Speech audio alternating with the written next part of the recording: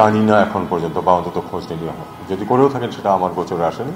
But উনি যদি আসবেন, যখন আসতে চাইবেন, তখন তো তার পাসপোর্ট বা ট্রাভেল ডকুমেন্ট যেটাই দেওয়ার সেটা আমরা দিতে পারবো। না না, তারপরে সেটা তো আমার মনে হয় আমাদের করার প্রয়োজন নেই। কারণ তার মানে দাঁড়াবে যে আমরা বলছি আপনি আসেন না কেন, সেটা তো আমরা বলবো না। উনি যখন আসতে চাবেন তখন তাকে আমরা যেটুকু সহায়তা লাগবে সেটুকু অবশ্যই করবো। আমার কাছে তো কোনো তথ্য নেই যে কোনো দেশ এখানে থাবা বসানোর চেষ্টা করেছে।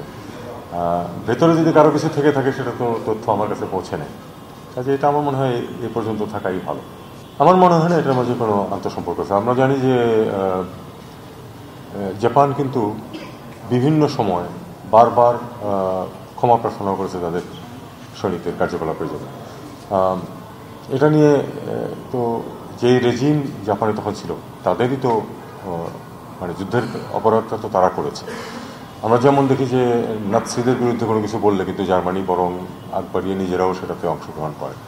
আমার মনে হয় জাপানের পরিস্থিতি ঠিক এই জার্মানির মতো না, কম্পারেবল না। তারপরেও আমি মনে করি যে এটা আমাদেরকে কোনোভাবে এফেক্ট করতেছে বা করবে। উনি কখন আসবেন সেটার সিদ্ধান্ত কিন্তু ওনার। আসার জন্য উনি এই দেশের নাগরিক, উনি আসতে পারেন যে কোনো সময়।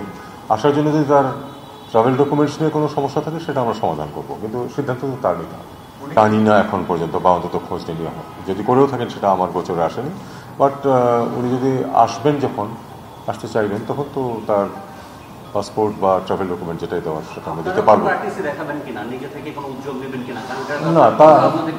না, তারপরে সেটা তো আমার মনে হয় আমাদের করার প্রয়োজন নেই। কারণ তার মানে দাঁড়াবে যে আমরা বলছি আপনি আসেন না কেন, সেটা তো আমরা বলবো না।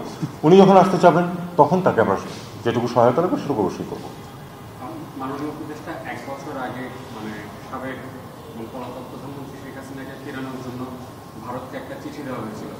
এরপরে ফরেন মিনিস্ট্রি থেকে এই বিষয়ে কোনো উদ্যোগ নেওয়া হয়েছে? এরপরে এ নিয়ে আর কোনো চিঠি দেয়নি আমরা, আমি এটুকুই বললাম। আর কিছু চিঠি দেওয়া হবে, এক দফায় দেওয়া হবে, যদি দেওয়া হয় আপনারা জানতে পারবেন। আমরা কথায় বিভিন্নখানে বিভিন্ন সময় বলা হয়েছে এটা, কিন্তু আমরা আসলে চিঠিপত্র দিয়ে আর কোনো আদান প্রদান করি।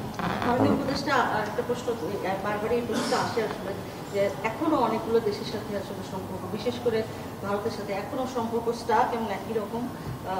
এইটা আসলে ওই অংশটুকু মানে পলাতক প্রধানমন্ত্রী বিষয়টুকু আলাদা দেখেও আমি বলি, আপনাদের দিক থেকে আসলে কতখানি নতুন কোনো কিছু বলার আছে কিনা? নতুন কোনো কিছু বলার নেই, কিন্তু পুরনো যেটা বলা হয়েছিল সেটা আমি আবার রিপিট করি। আমাদের পক্ষ থেকে সম্পর্ক উন্নয়নের কোনো বাধা নেই, তবে এটা তো দুই পক্ষকে এগোতে হবে। যদি দুই পক্ষ একমত হয় কোনো বিষয়ে তাহলে নিশ্চয়ই আগাবে। ধন্যবাদ।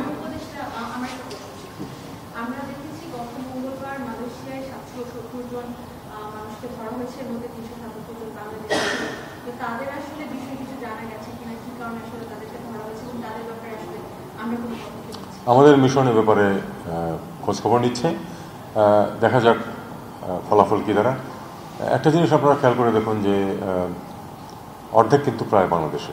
এটা আমাদের জন্য একটা অত্যন্ত বিব্রতকর জিনিস, এবং তাদের কেউই কিন্তু কোনো সমস্যা নেই ধরা পড়েছে এরকম নয়, কিছু না কিছু তাদের সমস্যা আছে। হয় কাগজপত্র ঠিক নেই, অথবা ওভার স্টে হচ্ছে কিছু একটা। আমার মনে হয় আমাদের শুধু সরকারের প্রশ্ন না, এটা আমাদের সবাই মিলে এটা ঠিক করতে হবে যে বাংলাদেশের যে একটা ইউনিক খারাপ পজিশন, এটা থেকে আমাদেরকে বেরিয়ে আসতে হবে। এটা আমাদের জন্য খুবই ক্ষতিকর হচ্ছে। দেখুন, কেউ যখন কোথাও ধরা পড়ে বা কোনো বিপদে পড়ে, সেটা অবশ্যই সেই ভিকটিম, তাকে আমরা হেল্প করার চেষ্টা করি, কিন্তু আমাদেরকে এটাও দেখতে হবে যে কেন আমাদের দেশের লোকদের ক্ষেত্রেই এই ঘটনাটা বেশি ঘটে কেন।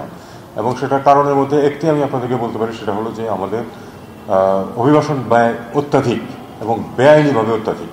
এটা আমরা যতক্ষণ নিয়ন্ত্রণ করতে না পারবো এই সমস্যাগুলো থাকতেই থাকবে। আপনি খেয়াল করে দেখুন, নেপাল একটি ছোট্ট দেশ, তাদের তো এই সমস্যা নেই।